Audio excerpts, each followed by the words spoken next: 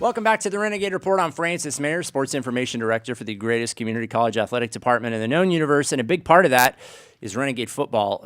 They have been around for such a long time that when they started playing as the Renegades of football, they wore leather helmets and they didn't have face masks. And now, Coach, I know you weren't around back then, but you've been around this game. You weren't. No. But you've been around football for like your entire life, right? Pretty much. My dad was a coach, so I was the water boy and now you brought your dad up. Yards. So it's a long period of time, that's for sure. I've seen a lot of football in my day. Coach, your dad was in Tron. I'm just going to throw that out there. It's one of my favorite films. Incredible film. I didn't even know he was in Tron. Yes. I'll point it out to you sometime. Okay. But wonderful film. Coach, you have a really complicated job, and I think a lot of times folks think that, if you're an athletics coach, it must be great in the off season, right? What does he have to do? Well, you're faculty. You teach classes. That's one.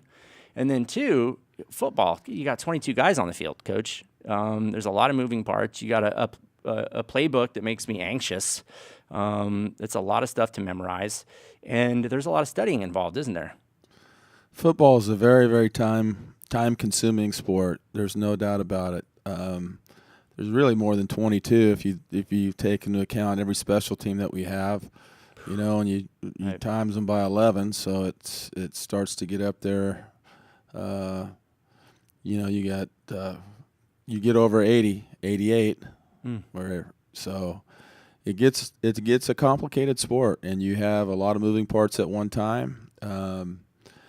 We play a lot of bodies. A lot of young men get to get on the field. Sometimes they might only play 4 or 5 snaps, but I think there was an old saying once: "Know your role and do your job." And we try to get that message across as best we can, because we want for some guys they might be the gunner on our punt cover team, and we want them to be the best gunner they can be, and it takes a lot of coaxing at times. Well, I can't imagine how much coaxing it takes. That's something that I respect about all of our coaches, but football is a unique animal indeed.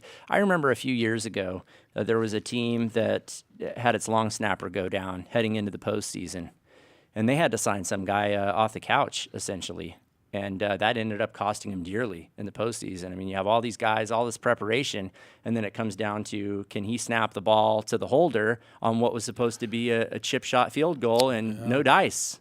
Doesn't happen. Season's over.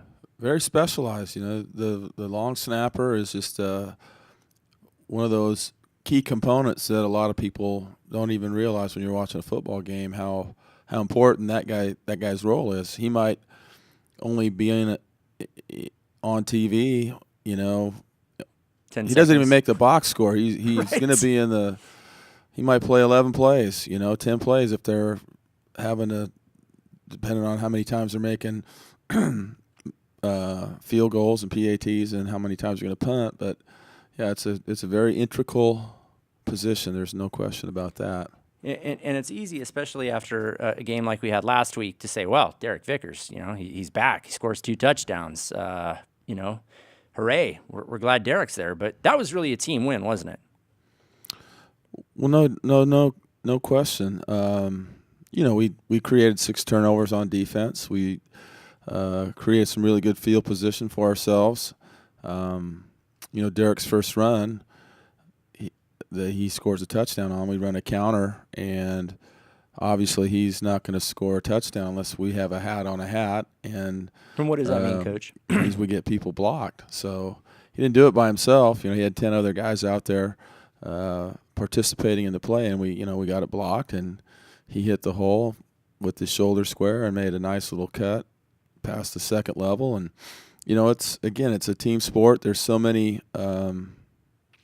moving parts on every play that there's always an opportunity for. There's 2 ways to look at it. You got an opportunity to be successful if you do your know your role, do your job, and then there's a lot of opportunity for a play to go sideways because we have somebody that makes one mistake. 1 out of 11 is all it takes, so it's less than 10%, and the play is going to go sideways. So it takes a lot of a lot of work. So it's like I said, it's a very time-consuming sport, very tedious, a lot of film study, and that's why we film our practices. And in this day and age, it's great that we have a thing called Huddle, a software application that allows our players to watch our practice. Probably 45 minutes after we're done with practice, they're actually watching what went on, and so we see that the guys that play well on Saturday are the guys that are taking advantage of film study, and typically the guys that have a rough day on a Saturday, they didn't spend a lot of time outside of practice preparing, and so it's a preparation sport.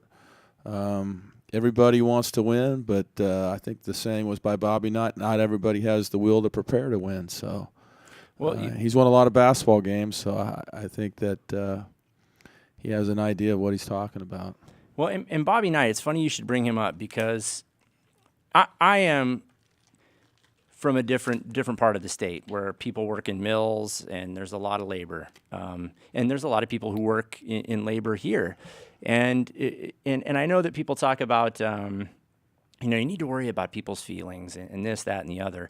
And Coach Knight had one of the highest graduation rates in the NCAA Division I when he was a basketball coach. Yes, he did.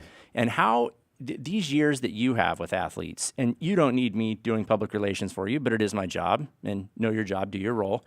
You have a brief amount of time with these young people, don't you? Very short in the timeline of life. It's a short period, but we try to make a huge impact. But this is a formative time, very formative time, right? No question. Our role as coaches is to develop life skills and build character and continue to work on the values that our young men have learned in the home and the life skills that they don't have. We try to force feed it to them, so when they leave Bakersfield College, they're able to seamlessly transition into whatever four-year college they're going to as a student athlete, and eventually they're going to be in the workforce at some point in time, and we want them to be the best employees that somebody can hire, then great coworkers. So it's it's a lot of work on that aspect. It's not just about the X's and O's, and quite frankly, we spend a lot more time, in a chalk talk room talking about character and life skills than anything. And I'll tell you what, student athletes, it took me a long time. I was a late bloomer. I'm still attempting to bloom, actually, as we're sitting here.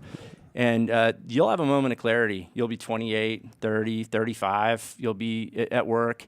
And all of a sudden, it's going to hit you like a right cross. And something that your coach said that used to irritate you and something maybe he used to scream at you is going to make crystal clear sense. So do everything you can to keep an open mind. Because, Coach, how many young people have you seen come through your life? You've been coaching for over 20 years. I hate to say it. It's been 30 years. I wanted you to say it. I didn't want to say it. Yeah, it's been a long time. I can't add that high. If there's 100, I only have 10 digits, so thousands of young people. If I get past 10, I'm in trouble. Right? Yeah, no, I'm in the same boat. I'm glad the phones have calculators on them now. But you've had thousands of young people come through, and you definitely like to hear success stories. You like it when the guys come back. They come back to the Clarue Fieldhouse and have some success to share with you. I have to guess that's the best part. I think that's the best part for all of us as coaches. And we're fortunate here at Bakersfield College. We have a lot of ex-Renegades who come back that played for Coach Bowser, Coach Greider, Coach Collis, even Coach Beatty and Coach Newman. And we're talking guys that are obviously, if they played for Coach Beatty, they're getting up there in their age, and they come back and they have such a great memory of Bakersfield College, and that they, most of them attribute their success to BC and what they've learned with their coaches and instructors at BC, and it really got them off on the right foot to that next level, whether it was continuing to play football and get their degree, or some guys went into the workforce, and some of them started businesses. There's like a Bob lot of business owners in town that are ex-Renegades, no question. Absolutely. Coach, this weekend we play Chaffey College. It's a school that is not strange to you because, well, we just played them a couple seasons ago in the Western State Bowl. Mm-hmm. How do you feel that we match up? Chaffey is very, very talented from an offensive perspective. Their offensive line, they're enormous. They'll dwarf our defensive front.